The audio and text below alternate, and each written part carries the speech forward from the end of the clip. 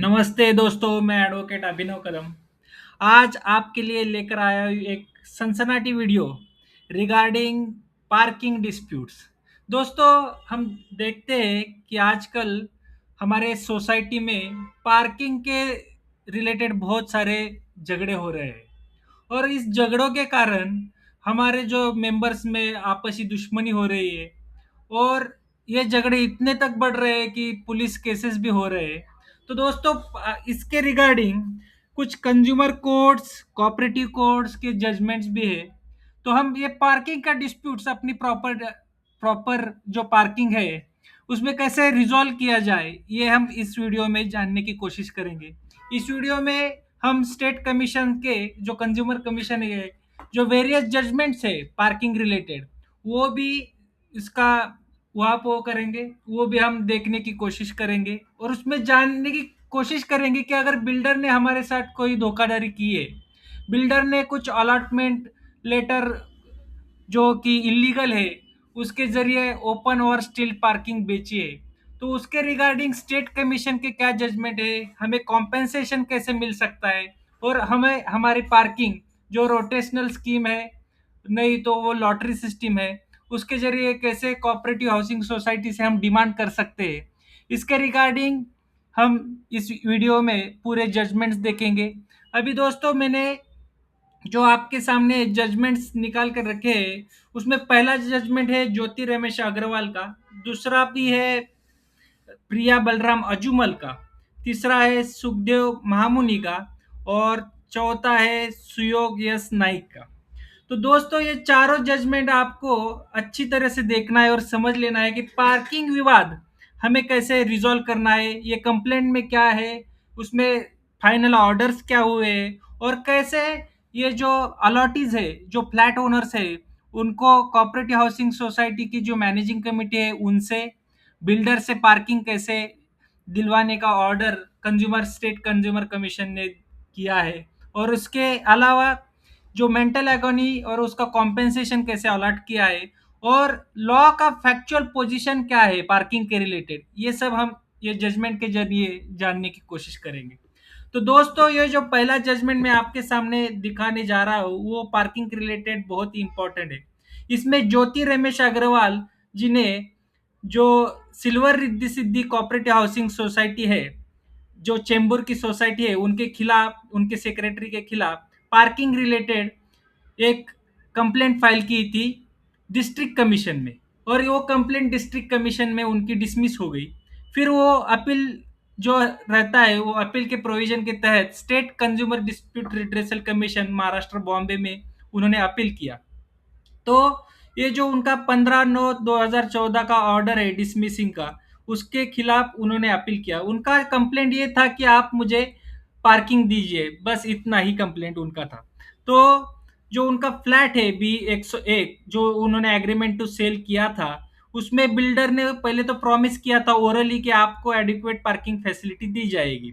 फिर उसके बाद कंप्लेनेंट ने कुछ कार पार्किंग के space to various other flat purchase owner except the complainants, मतलब जो अदर फ्लैट ओनर्स है उनको उन्होंने फ्लैट बेच दिया, अलॉट कर दिया और कंप्लेनेंट को जो पार्किंग है वो पार्किंग दिया ही नहीं। अभी इसके रिगार्डिंग जो कुछ भी है उन्होंने जनरल बॉडी में भी वो मुद्दा उठाया और जनरल बॉडी की मीटिंग में भी उनका वो मुद्दा खारिज कर दिया गया। अभी इसके रिगार्डिंग उन्होंने स्टेट कमीशन में डिस्ट्रिक्ट कमीशन में कंप्लेंट फाइल किया, वो भी डिसमिस हो गया। बाद में वो अपील में गई। अपील में जो डिफेंस लिया गया है वो ऐसा है कि in the meeting of the proposal, अभी ये जनरल बॉडी की मीटिंग 2012 में कंडक्ट की। वो जनरल बॉडी में जो भी कोऑपरेटिव हाउसिंग सोसाइटी है उन्होंने बोला कि पार्किंग तो ऑलरेडी अलॉटेड है और first come first serve basis पे सबको नंबर बिल्डर ने दे दिया है, तो हम आपको पार्किंग अलॉट नहीं कर सकते। तो इसके रिगार्डिंग डिस्ट्रिक्ट कमीशन का कुछ फाइंडिंग्स आया है। जो फाइंडिंग्स हमें देखने को मिलता है, जो हम डायरेक्टली जाएंगे पैरा नंबर 10 के ऊपर। अभी पैरा नंबर 10 क्यों इम्पोर्टेंट है इसमें, तो आपको ये पूरा मैटर जो है वो समझ में आ जाएगा। और आप अपने, अगर आपके साथ भी कुछ ऐसा पार्किंग के रिलेटेड मिसबिहेवियर हो रहा है, पार्किंग आपको अलॉट नहीं किया जा रहा है, तो आप भी ये डिफेंस ले सकते हैं। The learned advocate appearing for the opponent has also mainly contested the claim on the complaint on the ground that if the claims of the complainant is considered that all other flat purchasers will be affected and hence all flat purchaser are necessary parties, मतलब आप बाकी के parties जो है उनको उन्होंने party नहीं बनाया है, इसलिए उनका डिफेंस है कि ये डिसमिस किया जाए। He submitted that the complaint filed by the complaint is bad non joinder है, और जो भी है the societies of all the flat purchaser and society is responsible for all of them. ये जो फाइंडिंग्स है ये बहुत ही इंपॉर्टेंट है।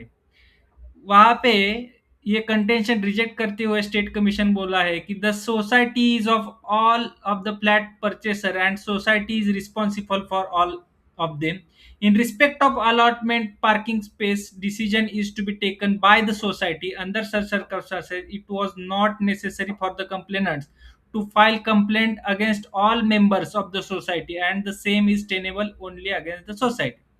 अभी इसमें एक, दोस्तों सबसे इंपॉर्टेंट आपको निहाल चंद लालू चंद का जो जजमेंट है सुप्रीम कोर्ट का, वो सुप्रीम कोर्ट का जजमेंट क्यों इंपॉर्टेंट है। कई बार क्या होता है, बिल्डर प्रमोटर अलॉट करते हैं अनऑथराइजली और स्टिल्ड पार्किंग और ओपन पार्किंग बेच सकते हैं, और ये जजमेंट में स्पेसिफिकली बताया गया है सुप्रीम कोर्ट ने कि बिल्डर जो है वो ओपन पार्किंग और स्टिल पार्किंग जो कि एमिनिटी स्पेस जो कॉमन एरिया है वो बेच नहीं सकता है, और जो ओपन पार्किंग और स्टिल पार्किंग है वो एमिनिटी स्पेस का एरिया है।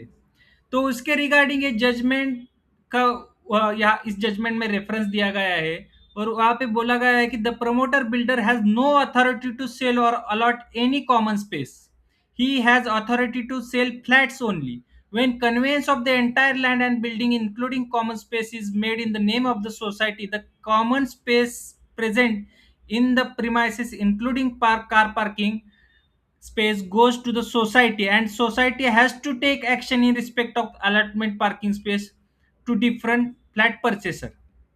अभी क्या है, इसमें उन्होंने स्पेसिफिकली ये जजमेंट में बोला गया है कि अभी ये कोऑपरेटिव हाउसिंग सोसाइटी की जो मैनेजिंग कमेटी है उनका रिस्पॉन्सिबिलिटी है सबको पार्किंग अलॉट करना। और यहाँ पे आगे जाके जो भी बायलॉज रेफर किए कोऑपरेटिव हाउसिंग सोसाइटीज के, जो स्टेट कंज्यूमर ने बोला है कि ये जो बायलॉज नंबर 81 है जो कोऑपरेटिव हाउसिंग सोसाइटीज का जो बायलॉज है, a member who is having motor vehicle and eligible for getting car parking space the same can be allotted to him in this case the entire there is no dispute that complainant own a car and they are also entitled to get car parking space in the premises of the society as per the carpet area of the flat। सो दोस्तों ये जो उनका appeal था वो state commission ने allowed किया, और state commission ने ये भी बताया कि the respondent opponent society is hereby directed to allot one car parking space to complainant from the common space available in the premises of the building। दोस्तों यहाँ पे मैं एक बात बताना चाहता हूँ, जो ओपन पार्किंग है और स्टील पार्किंग है वहाँ पे सब मेंबर्स का अधिकार है, लेकिन अगर वो कवर्ड पार्किंग है तो कवर्ड पार्किंग बेचने का अधिकार बिल्डर को दिया गया है। तो कवर्ड पार्किंग मतलब क्या, तो जहाँ पे सनलाइट्स एयर्स जा नहीं सकती उसे कवर पार्किंग बोलते हैं, जिसे हम आजकल की भाषा में सिंपली अगर मैं बताना चाहूँ तो जो कवर पार्किंग होता है वो अंडरग्राउंड पार्किंग होता है, और स्टिल पार्किंग जो होता है जो आधार स्तंभ है और जो ओपन स्पेस है इस सोसाइटी का उसे ओपन पार्किंग बोला जाता है। तो ओपन पार्किंग और स्टील पार्किंग बिल्डर बेच नहीं सकता, वहां पे आप पार्किंग क्लेम कर सकते हैं, और डिस्ट्रिक्ट कमीशन आपको, अगर आप ये जजमेंट साइड करते हैं तो डिस्ट्रिक्ट कमीशन ऑर्डर करेगा। उसके साथ साथ ये डिस्ट्रिक्ट कमीशन स्टेट कमीशन ने N opponent society has denied car parking space to complainants, opponent society is directed to pay to the complainants compensation of 1 lakh along with cost of 10,000 in respect of the complaint and this appeal। यहाँ पे जो society ने parking नहीं दिया, इसकी वजह से जो मेंटल एगोनी हो गई है, इसके लिए कॉम्पेंसेशन स्टेट कमीशन ने 1 लाख रुपए दे दिया है, और उसका कॉस्ट भी 10,000 रुपीज लगाया है। ये जजमेंट 12 अक्टूबर 2017 को आया है। तो दोस्तों, ये रहा पहला इंपॉर्टेंट जजमेंट। अभी दूसरा जो जजमेंट है प्रिया रमेश अग्रवाल का, ये जजमेंट हमें इसलिए जानना है कि कई कई बार जो अपोनेंट सोसाइटी है, यहाँ पे देखो अपोनेंट सोसाइटी के जो सोसाइटी, उसके साथ चेयरमैन, सेक्रेटरी, ट्रेजरर, उन सबको पार्टी किया है ये प्रिया अजुमल ने। और यहाँ पे स्टेट उनका भी आप डिस्ट्रिक्ट कमीशन ने कंप्लेंट रिजेक्ट किया था। और रिजेक्ट इसके वजह से किया था कि आपका जो कॉस्ट है फ्लैट का, वो 50 लाख के ऊपर समथिंग जा रहा है। और ये जो कंप्लेंट है वो पिक्यूनरी जुरिस्डिक्शन के ऊपर स्टेट कमीशन को जाना चाहिए। लेकिन यहाँ पे जो पिक्यूनरी जुरिस्डिक्शन है डिस्ट्रिक्ट कमीशन का ही बनता है, क्योंकि अभी देखो ये 6 पैरा है जो आपको याद रखना है, जो आपके कंप्लेंट जो पार्किंग के रिलेटेड है उसको रिजॉल्व करने में आपको मददगार होगा। In the present matter it apparent that the appellant, being the member of the opponent housing society, is regularly paying the maintenance charges as well as garage charges and municipal taxes as are raised against him. The payment of the maintenance charges as well as the garage charges can be said to be considered consideration paid by the appellant, in lieu of which the complainant is entitled to avail service made available by the society. And if such services are not provided, although the complainant is entitled for it, the complainant can very well approach district commission alleging deficiency in service on the part of the housing society providing adequate service to him. अभी देखो, ये जो para number 6 है, ये अगर आप एक बार read करते हैं तो आपको समझ में आ जाएगा कि आप सोसाइटी को मेंटेनेंस दे रहे हो, इसका मतलब कोऑपरेटिव हाउसिंग सोसाइटी ने भी आपको पार्किंग देना अनिवार्य है। और ये डिनाई नहीं कर सकते कि हम पार्किंग आपको नहीं देंगे, क्योंकि बिल्डर ने ऑलरेडी पार्किंग अलॉट किया है सब लोगों को। तो इसके लिए जो डिस्ट्रिक्ट कमीशन है उसको डिफिशियंसी इन सर्विस में आप कंप्लेंट फाइल कर सकते हैं। और हाउसिंग सोसाइटी की जो मैनेजिंग कमेटी है और हाउसिंग सोसाइटी है, it's comes under the pure view of deficiency in service, और उनको कॉम्पेंसेशन देना पड़ेगा और पार्किंग अलॉट करनी पड़ेगी। और ऐसे करके वो मैटर भी आगे जाके रिमिट कर दिया डिस्ट्रिक्ट कमीशन को। फिर अगला जजमेंट है जो सुखदेव के महामुनि है और नामदेव लक्ष्मण बोर, उन्होंने एक फाइल किया था लोटस लॉजिस्टिक्स एंड डेवलपर, जो डेवलपर है, और बैंक ऑफ बड़ौदा के employee Arjun cooperative housing society limited. ये दोनों पार्टी है, यहाँ पे डेवलपर को भी पार्टी बनाया है और सोसाइटी को भी पार्टी बनाया है। डेवलपर बोलता है पहले ही हमने बेच दिया है, सोसाइटी बोलती है हमें डेवलपर ने हमें कन्वेंस डीड करके दिया है। तो ये दोनों को, यहाँ पे डेवलपर को भी पार्टी बनाया है ये जजमेंट में, और बैंक ऑफ बड़ौदा के एम्प्लॉयज को भी पार्टी बनाया है। अभी दोस्तों, ये जजमेंट क्यों इंपॉर्टेंट है, इसका जो हमें डिफिशियंसी इन सर्विस बोलते हैं उसका पैरा 7 में जो रेफरेंस दिया है वो हमें समझ के लेना है। In the praise in the case in hand, where there are 60 flat occupants and only 14 car parking space, there was no question of developer, builder, promoter selling car parking to the third party or one who is not entitled. No such sale can be approved in respect of car parking space in view of the ruling referred about. Car parking amenity for each flat holder possessing the car is essential amenity which is not provided by the cooperative housing society concerned to deficiency in service. More so, when agreement for sale also dealt with allotment of car parking space in favor of flat purchaser. अभी देखो दोस्तों, यहाँ पे बोला है कि car parking amenity for each flat holder possessing car is essential amenity, और वो कोऑपरेटिव हाउसिंग सोसाइटी को देना ही। यहाँ पे मोफा का भी उन्होंने रेफरेंस लिया है और ये कंप्लेंट अलाउड की है। यहाँ पे कॉम्पेंसेशन 15,000 दिया है, 25,000 लिटिगेशन का कॉस्ट भी दिया है। तो दोस्तों, ये जो जजमेंट है सारे, ये सारे जजमेंट फ्लैट ओनर्स के राइट्स बताते हैं, जो कि फ्लैट्स ओनर को each and every flat owner has a right of parking. और अगर पार्किंग कम है और फ्लैट की संख्या जास्त है, फ्लैट की नंबरिंग जास्त है, तो हमें इसके रिगार्डिंग जो रोटेशनल पार्किंग दिया गया है वो हमें डिमांड करना चाहिए। तो वो इस जजमेंट में हम जानने की कोशिश करेंगे कि रोटेशनल पार्किंग होता क्या है।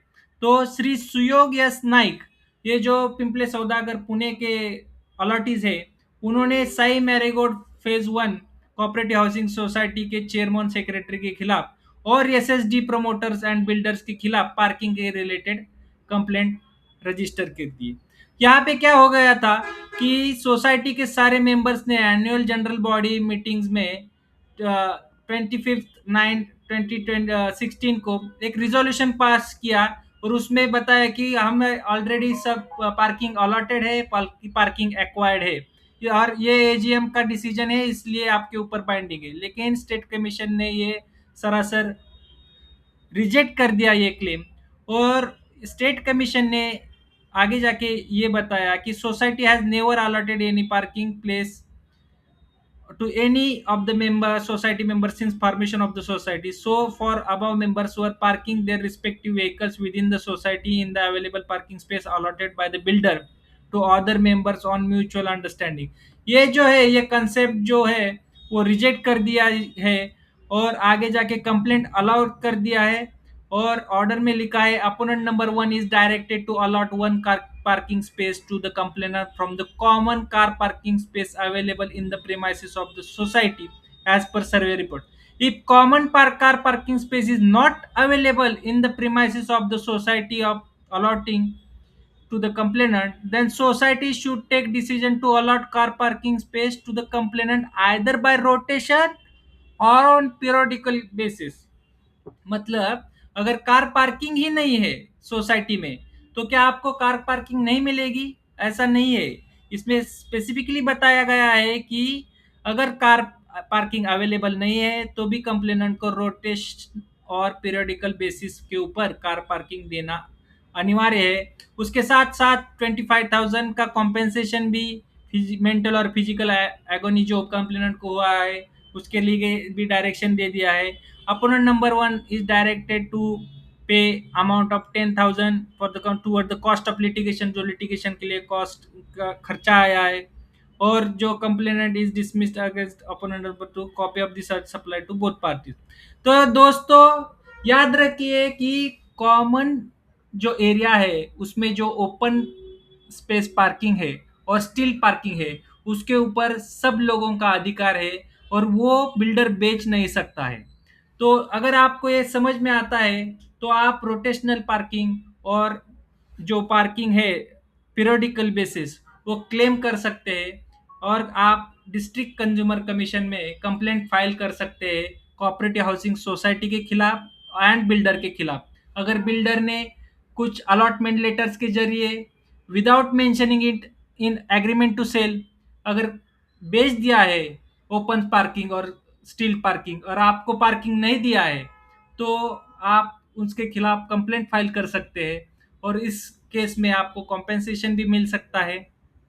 सिर्फ बिल्डर जो कवर्ड पार्किंग है जो बेसमेंट के रिलेटेड कवर्ड पार्किंग मैंने जैसे पहले भी बताया, कवर पार्किंग का मतलब है जो भी पार्किंग है उसमें सनरेज और एयर पास नहीं हो सकती, उस पार्किंग को ही कवर्ड पार्किंग माना जाएगा। वो छोड़कर सब पार्किंग वो कॉमन एरिया सब मेंबर्स का है और आपको वहाँ पे रोटेशनल बेसिस के ऊपर और जो पीरियडिकल बेसिस के ऊपर आपको पार्किंग अलॉट करना है। तो दोस्तों बहुत सारे ऐसे ही अलॉट है फ्लैट ओनर्स, उनको मालूम नहीं है कि उनको पार्किंग मिलना उनका हक है और हर एक कार ओनर को पार्किंग मिलना उनका राइट है। और ऐसा बिल्डर ने ओपन पार्किंग अलॉट किया, अलॉटमेंट लेटर दे दिया, ये सब इलीगल है। निहाल चंद का सुप्रीम कोर्ट का वैसा जजमेंट है, वो जजमेंट भी आप पढ़िए, ये जजमेंट पढ़िए और आप अपने हक के रिगार्डिंग अवेयर रहिए। और आगे जाके जो आपके डिस्प्यूट्स है ये सब को आप कोऑपरेटिव हाउसिंग सोसाइटी में भी बताइए। अगर एनुअल जनरल मीटिंग में ऐसा कुछ इलीगली करता है तो उनको भी आप बताइए कि ये सरासर ये सुप्रीम कोर्ट के जजमेंट के खिलाफ है। अगर फिर भी ऐसा इलीगल एनुअल जनरल मीटिंग और जनरल बॉडी की मीटिंग में कुछ रिजोल्यूशन पास होता है तो आप डिस्ट्रिक्ट कंज्यूमर कमीशन में उसके रिगार्डिंग कंप्लेंट फाइल कीजिए, और आपको जो पार्किंग मिलना आपका हक है वो आप डिस्ट्रिक्ट कमीशन कंज्यूमर कमीशन में अच्छी तरह से प्लीड करके आप ऑर्डर ले सकते हैं। तो दोस्तों, ये था इस वीडियो में। तो आपके जो पार्किंग के झगड़े हैं वो मैं समझता हूँ कि ये आप अगर 4 जजमेंट्स जो मैंने आज आपको बताए, एक बार आप अच्छे से पढ़ लेते हैं, ये वीडियो बार बार देखते हैं, तो आपको समझ में आ जाएगा कि जो भी पार्किंग के रिलेटेड एग्रीमेंट टू सेल में मेंशन है उसके अलावा सब लोगों को पार्किंग मिलना अनिवार्य है। अगर एग्रीमेंट टू सेल में जो कवर्ड पार्किंग विथ नंबर और प्लान अगर लिखा है तो वो पार्किंग के ऊपर आपका अधिकार नहीं है। बाकी छोड़कर अगर किसी भी मेंबर के एग्रीमेंट टू सेल में वो पार्किंग का नंबर और कवर्ड पार्किंग लिखा नहीं है तो सभी मेंबर्स आपके जैसे ही मेंबर है और सबको इक्वली पार्किंग डिस्ट्रीब्यूशन करना मैनेजिंग कमेटी का दायित्व है। तो दोस्तों, आज के लिए इतना ही। धन्यवाद। मिलते हैं ऐसे ही अगले वीडियो में। तब तक के लिए शुभ रात्रि। Thank you so much.